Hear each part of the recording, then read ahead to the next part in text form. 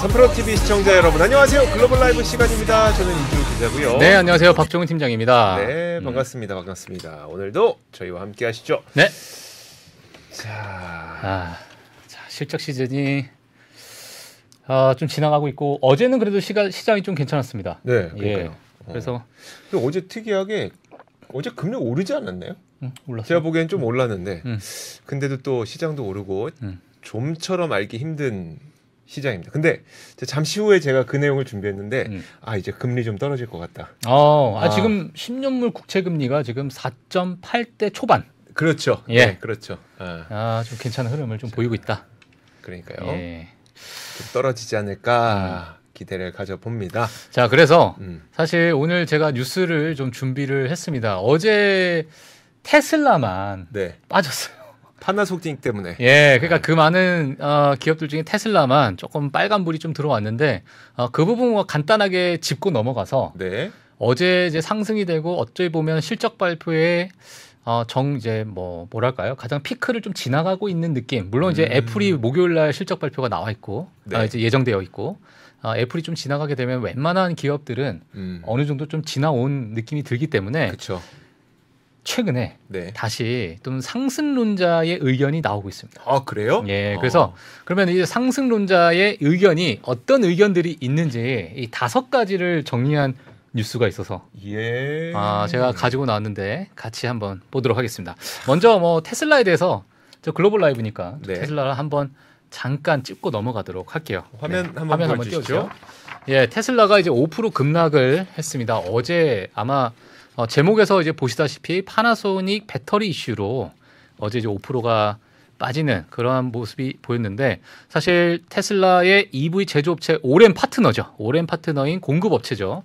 파나소닉이 2023년 9월까지 일본에서 배터리셀 생산량을 줄였다는 소식이 좀 전해지면서 월요일 어제죠. 5% 넘게 좀 빠지는 그러한 모습을 좀 보여줬었는데, 사실 미국 내외 정부 프로그램, 그러니까 IRA에 해당되는 그런 세금 감면이나 기타 인센티브를 받을 수 없는 고가 EV에 대한 수요 둔화가 시장에서는 원래 좀 나왔던 그런 상황이고, 이런 부분 때문에 투자자들의 우려가 좀 많았던 상황인데, 파나소닉 셀은 테슬라의 구형 및 고가 모델에 사용했던 그러한 또 모델이었죠. 그렇기 때문에 어제의 그 뉴스가 크게 테슬라의 발목을 좀 잡았다, 이렇게 볼 수 있을 것 같습니다. 거기에 따라서 또 10월 18일 날에 테슬라의 3분기 실적 발표에서 일론 머스크가 이런 얘기를 했죠. 우린 금리 때문에 조금은 합리적인 가격 인하가 필요할 수밖에 없다. 물론 이게 어떤 수요 탄력성을 끌어올릴 수 있느냐라고 봤을 때는 여전히 좀 좋지 않은 그런 모습이지만, 어찌 보면 사실상 주주들한테 약간의 좀 경고성 발언이라고 좀 볼 수 있을 것 같아요. 그러니까요. 예. 여기에 또 사이버 트럭 생산에 따른 우리가 또 무덤에 가고 있다, 이런 얘기까지 또 하게 되면서 심각한 어려움에 직면하고 있다라는 것을 반복적으로 좀 얘기했던 부분이 어제 그 파나소닉까지 겹쳐지면서 좀 시장의 반응이 좀 안 좋지 않았나, 이렇게 좀 보고 있습니다. 자, 그러다 보니까 런던에 본사를 두고 있는 금융정보 서비스 회사입니다. 예, 오르텍스의 데이터를 좀 보게 되면 테슬라 공매도들이 자, 이번에 금요일까지 해서 지난주 금요일이죠. 금요일까지 해가지고 30억 달러 수익을 봤대요. 예, 그러니까 이제 컨퍼런스 콜이 나오고 나서 공매도들이 이제 많이 또 대거 투입이 되면서 30억 달러 수익을 봤다. 이런 얘기가 좀 나오고 있는 상황인데, 일단 지금 번스타인의 또 찬물에 지금 이 상황에서 불난집에 기름을 한번 더 붓는 부분이 뭐냐면, 번스타인의 토니 사코나기가 유명하죠. 예, 아주 유명합니다. 자, 월요일자 메모에서 이런 얘기를 했습니다. 테슬라가 2024년 회계연도 마진이 낮아지고 물량에 실망할 것으로 예상한다라고 하게 되면서 목표 주가를 또 150달러로 내렸던 그런 보고서 발표가 좀 나왔습니다. 자, 이렇게 되면서 테슬라가 최근에 악재의 연속을 계속 이제 직면하고 있는 그런 모습을 좀 볼 수 있을 것 같은데, 한편에서는 이런 얘기가 하고 있어요. 또 스트릿에서 테슬라가 내년에 전년 대비해서 약 50만 대 증가한 230만 대 차량 인도를 할 것이다, 이렇게 예상을 또 하고 있는 그러한 이제 어떤 보고서가 또 있기 때문에 긍정적인 보고서도 분명히 있다, 이 정도 같이 보시면 될 것 같습니다. 자, 이러다 보니까 어제 온세미컨덕터라고 아마 개인 투자자분들 많이 알고 계시고, 이전에 제 기억상으로는 바바리안 리서치의 정희석 이사님께서 네네. 또 온세미컨덕터에 대해서 아주 뭐 자세하게 또 얘기를 해주셨는데 전력 반도체 기업이죠. 예. 근데 이제 EV용 칩을 공급하는 이런 회사가 또 실망스러운 4분기 지침, 그러니까 가이던스를 제시하면서 엄청나게 크게 빠졌습니다. 예. 그래서 20% 빠졌나요? 예. 그래서 뒤에 한번 제가 제 차트를 좀 가지고 있는데 이건 이제 테슬라예요. 자, 네. 어제 5% 정도 빠지게 되면서 지난 금요일 날 저희가 좀 테슬라 차트를 보면서 마지막에 야 이거 진짜 좀 어렵다 이런 얘기가 좀 있었지만 네. 조금 더 빠지고 있는 그런 모습을 아마 확인하실 수 있을 것 같고요. 물론 바닥이 어딘지는 아무도 모르겠지만 최근에 좋지 않은 그런 흐름은 있다 이렇게 보시면 될 것 같고 온세미컨덕터도 한번 볼게요. 지금 어제 빠진 게 정말 어마어마합니다. 정말 지금 고점이 $110인데 $65까지 떨어졌으니까 그러니까요. 거의 한 45%? 예, 40%. 예, 그래서 뭐 사실 뭐 지지선 뭐 이런 부분을 좀 생각하시는 분들은 네. 뭐 거의 이걸 깨고 내려간 건지 뭐 이렇게 또 판단하시는 분들이 아마 많이 계실 것 같아요. 그래서 이런 부분 한번 체크하시면서 어제 EV빨 악재가 약간 오게티였다. 미국 주식에서 어제 전반적으로 좀 괜찮았거든요. 사실 근데 테슬라 빨의 어떤 이런 악재 때문에 여러 뭐 EV 업체 관련된 업체들이 조금 좋지 않았다. 네. 자 이렇게 근데 진짜 파나소닉 같은 기업은 가이던스는 제시하지 않는 건가요? 가이던스는 제시 안 했던 것 같아요. 예, 일단 9월 때까지 있었던 것을 생산량을 줄였다 정도까지만 나왔기 때문에 가이던스 한번 따로 한번 찾아봐야 될 것 같습니다. 어쨌든 그러면 이제 전기차에 들어가는 배터리의 생산량을 줄였고 그리고 온세미컨덕터는 이제 전기차에 들어가는 전력 반도체인데 전력 반도체의 4분기 생산이 되게 적을 거라고 얘기하고 3분기까지 그렇죠. 4분기 그렇죠. 가이던스 안 좋다. 예, 맞아요. 그러면은 실제로 4분기는 미리 전기차 업체들이 뭐 주문을 했을 거 아니에요. 그렇죠. 4분기 되고 주문하는 건 아니잖아요. 그렇죠. 미리 주문했을 텐데 예.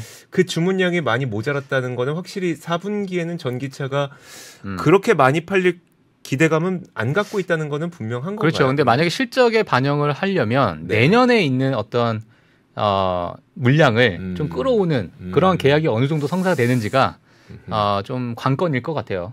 네, 그래서 이제 그 다음 뉴스가 제가 또 준비한 내용이 바로 이 뉴스입니다. 자, 월가 연말과 2024년 주식시장 랠리가 이어지는 5가지 이유. 아마 이 뉴스를 보게 되면 아유 무슨 소리냐. 뭐 다 아는 얘기를 또 이제 정리해가지고 하고 있냐 이렇게 볼 수 있지만 지금 최근에 이제 실적 발표가 좀 지나오게 되면서 이거 봐라 이게 지금 실적 발표 괜찮네 이렇게 나오는 거지. 예, 빅테크가 좀 괜찮네. 물론 이제 가이던스 때문에 뭐 구글 같은 경우에도 9% 넘게 빠졌잖아요. 근데 이제 이게 숫자만 보면 잠깐만 이게 지금 이렇게 우리가 걱정할 필요가 아닌 것 같은데라는 그런 분위기가 지금 감돌고 있는 거예요. 근데 이 부분을 투자자들만 모르고 있는 것 같다. 그래서 자 이렇게 얘기했습니다. 제가 이제 하나하나 가지고 나왔기 때문에 화면 보시면 될 것 같습니다. 첫 번째로는 연준의 긴축 사이클의 종료됨이 어느 정도 이제 다가오고 있다. 이렇게 볼 수 있을 것 같아요. 자, 이 이야기를 하신 분이 레이몬드 제임스의 최고 투자 책임자인 레리 아담이 이러한 5가지 이야기를 했습니다. 자, 어떤 이야기냐면 자, 우리는 연준의 역사적 긴축 주기가 거의 끝났다고 본다. 끝나가고 있다고 본다. 자, 핵심 PC 지수가 연준의 최우선 과제인 인플레이션 둔화 추세를 지속적으로 보여주고 있다. 네, 그렇기 때문에 연준의 어떤 인플레이션을 잡겠다는 그 금리 정책이 어느 정도 막바지에 오고 있는 그러한 트렌드를 가지고 있다. 이렇게 볼 수 있을 것 같고요. 다음을 한번 보시게 되면 두 번째는 일단 금리 인하다. 이렇게 볼 수 있는데 경기 둔화와 지속적인 디스인플레이션이 디스인플레이션의 거시적 흐름은 향후 금리 상승을 좀 제한하고 결국 금리 하락으로 이어질 것이다. 이렇게 얘기했는데요. 자, 밑에 영어로 제가 썼습니다. 이거 한글로 쓰니까 좀 맛이 안 살더라고요. 네, 그래서 자, 만약에 if this happens, 그러니까 이게 만약에 일어난다면 improvement in multiple이죠. 그러니까 멀티플의 어떤 향상이 일어날 것이다. 예, 금리가 인하되니까 당연히 상대적으로 멀티플이 올라갈 것이고, 자, 이 부분은 당연히 주식 시장의 가격을 프라이스를 higher, 그러니까 좀 높게 올릴 것이다. 자, 이렇게 이제 얘기를 하면서 어떤 펀더멘탈적으로 좀 다가갔던 그러한 이유다. 이렇게 보시면 될 것 같습니다. 세 번째, 바로 넘어갈게요. 세 번째로 견고한 빅테크 실적이에요. 이게 바로 좀 어찌 보면 또 핵심이 될 수 있는데 지금 최근에 빅테크 실적이 전년 대비해서요 44% 혼합 EPS 성장률을 기록했다 이렇게 얘기했는데 자 혼합 EPS 성장률이 뭐냐면 빅테크 기업들 다 모아서 네. 그거를 통계화시켜서 하나로 해서 전년 대비해서 이번 연도를 다 한번 계산을 해보니까 물론 애플이 아직 남아있죠. 네. 애플도 남아있고 애플 같은 경우는 이제 예상치를 좀 넣어서 좀 보니까 야 EPS가 44%가 올라갔더라. 저거 엔비디아 50% 올라가고 나머지 메타. 아 메타. 메타가 170% 올라갔죠. 아 그래요. 네.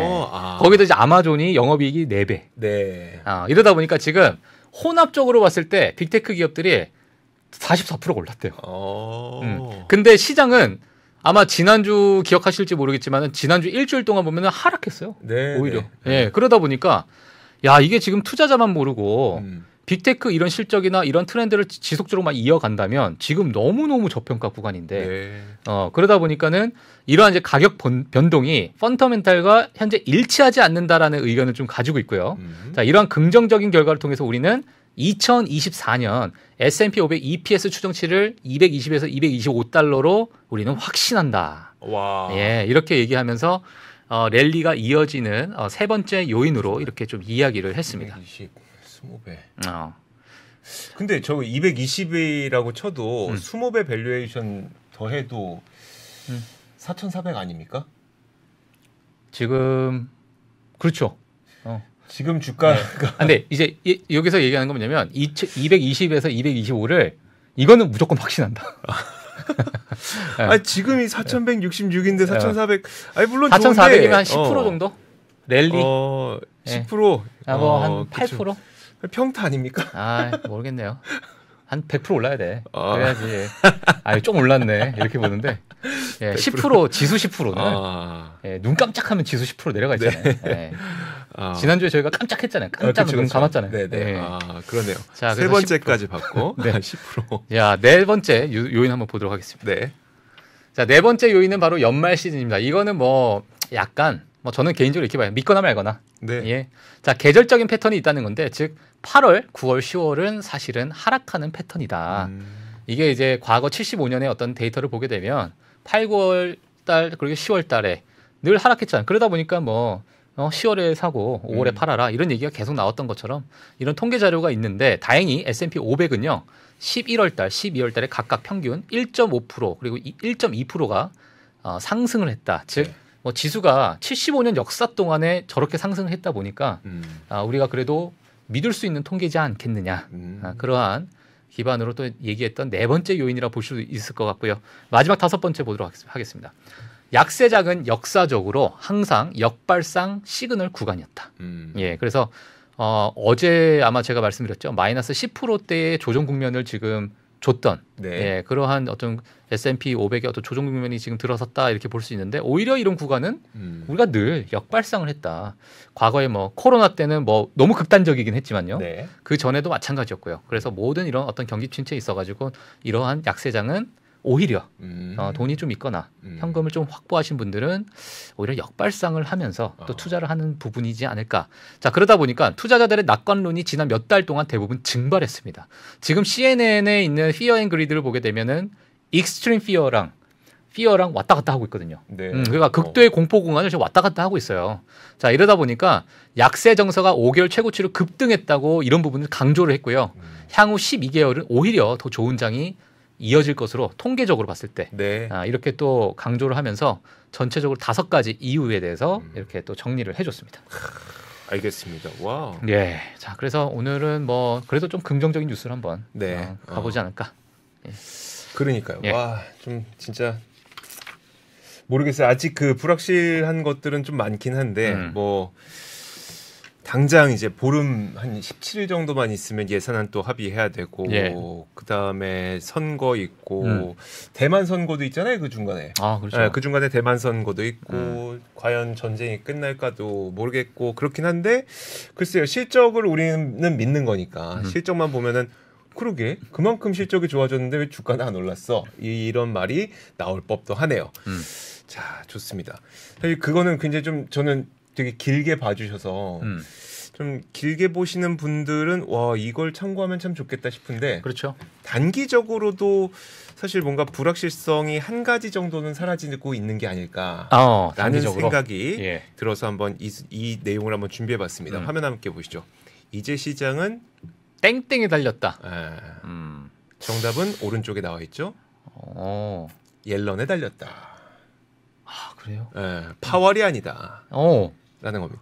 이거는 사실 오늘 아침에 예. 그 박병창 이사님께서 한마디 딱 하고 지나갔는데 너무 꽂힌 거예요, 제가. 그래서 이거 되게 괜찮은데, 그러니까 진짜 맞는 것 같은데라는 생각이 들어서 한번 그 내용을 준비했는데 오늘 제가 진짜 미국 재무부 자료를 입수했습니다. 오늘은 미국 재무부 자료를 공개도 됩니까 이거? 아 그럼요. 저희 입수했으니까 공개해야죠. 여러분들에게만 오늘 공개하도록 하겠습니다. 그럼 재무부에 그럼 무슨 자료를 제가 가져왔냐? 사실 이게 들어가면 찾을 수 있긴 있는데 저희는 찾을 노력을 했잖아요. 아 그렇죠. 그냥 대충 본 게 아니라 찾을 노력을 했잖아요. 재무부 들어가서 무엇을 제가 봤냐면 이겁니다. 이거 한번 화면 함께 보시면. 재무부가 채권 발행 계획을 어느 정도로 갖고 있는지 그리고 실제 발행을 얼마나 했는지 앞으로 얼마나 발행할 계획인지 이거를 쫙 보여주는 표입니다.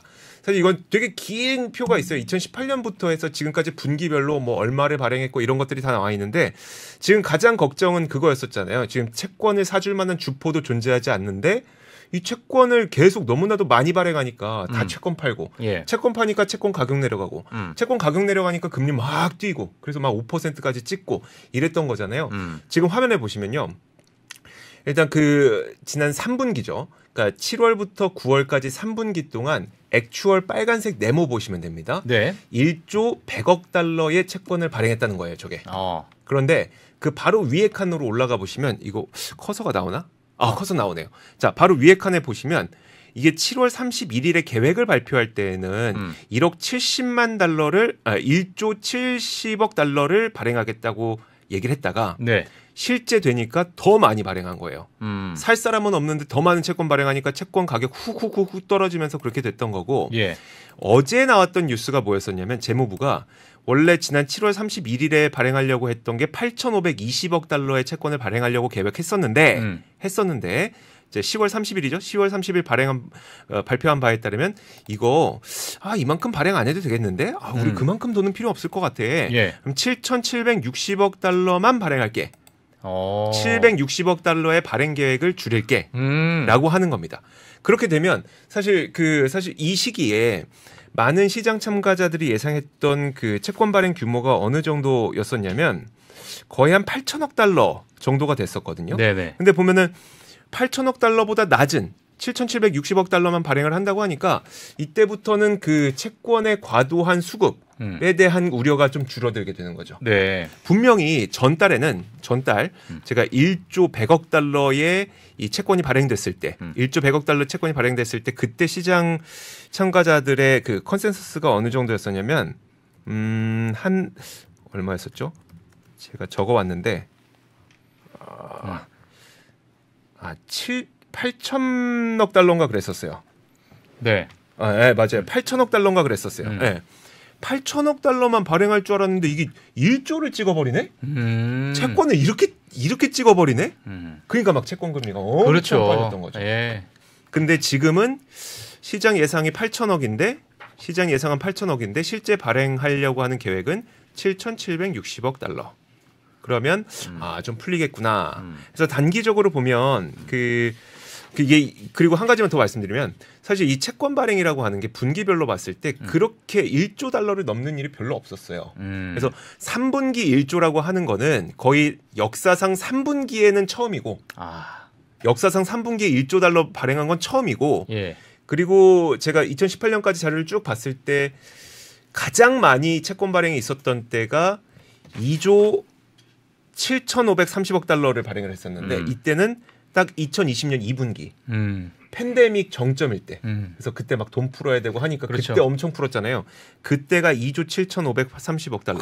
그러니까 원래 채권이라고 하는 게 분기별로 한 700억 달러, 600억 달러 이 정도 발행하는 건데 해왔는데 갑자기 1조 달러 발행한다고 하고 갑자기 800억 달러, 8천억 달러 발행한다고 하고 하니까 이게 막 시장에 막 난리가 났었던 거죠. 예. 그렇다고 뭐 그러면 앞으로 계속 떨어지냐? 사실 그건 아닌 게 다시 한번 보시면 이제 내년 1분기가 다시 올라가네요, 또. 8,160억 달러 정도의 채권 발행을 예상을 하고 있어요. 이것도 상당히 많은 물량이긴 해요. 왜냐하면 지금 시장에서 예상하기로는 JP모건에서도 거의 7천억 달러 미만을 좀 바라보고 있거든요. 네. 시장 예상보다 많은 물량이기 때문에 이것도 다소 부담이 되는데 근데 지금 보신 것처럼 만약에 채권 발행 물량을 기존에 계획했던 것보다 다소 줄이게 된다. 그러면 금리와 채권 시장에 대한 불안감이 다소 줄어들 수 있는 거잖아요. 네. 그것이 시장을 살릴 수 있는 거잖아요. 네네. 그렇다 보니까 제가 그럼 이제 채권 발행을 얼마나 할지는 결국 재무부가 결정할 거고 재무부의 수장 장관은 옐런이니 이제 시장은 옐런에게 달렸구나라는 얘기를 그래서 저 내년까지 내려가면 더 좋은데 금상첨화인데. 그렇죠. 내년 것까지도 좀 줄이게 되면 나쁘지 않겠죠. 근데 시장에서 어느 정도 좀 소화를 해주길 바라야겠죠, 뭐. 근데 소화할 사람이 있을까요? 그러니까요. 중국하고 일본하고 뭐 이런 걸 사줘야 되는데, 그쵸, 너무 많이 쓰죠. 진짜 너무 많이 씁니다. 그러니까요. 자, 재무부 자료를 제가 입수해서 채권도 오르고 있는데, 조만간 소주값도 오를 예정입니다. 오르죠. 갑자기. 요즘에 소주 얼마죠? 요즘에 어디 가면은 강남에서는 엄청 비싸죠. 레스토랑은 비싸고. 뭐 일반 뭐 5,000원, 6,000원? 7% 올린다고 하니까 이제 뭐 한 7,000원 시대가 오지 않을까. 7,000원 하겠죠. 참, 좋습니다. 저 같은 서민은 이제 금주해야 됩니다. 이제. 건강해질 것 같아. 나라에서 제 건강을 챙겨주고 그러니까 나라에서 아니 나라에서는 좀 잡아줘야죠 이거. 서민 술인데. 그러니까요. 못 잡아주나? 자, 좋습니다. 자, 이렇게 1부는 여기서 마치도록 하겠고요. 여러분들께서 기다리고 있는 장적기께서 지금 바로 옆에 기다리고 계십니다. 잠시 후 2부에 뵙겠습니다.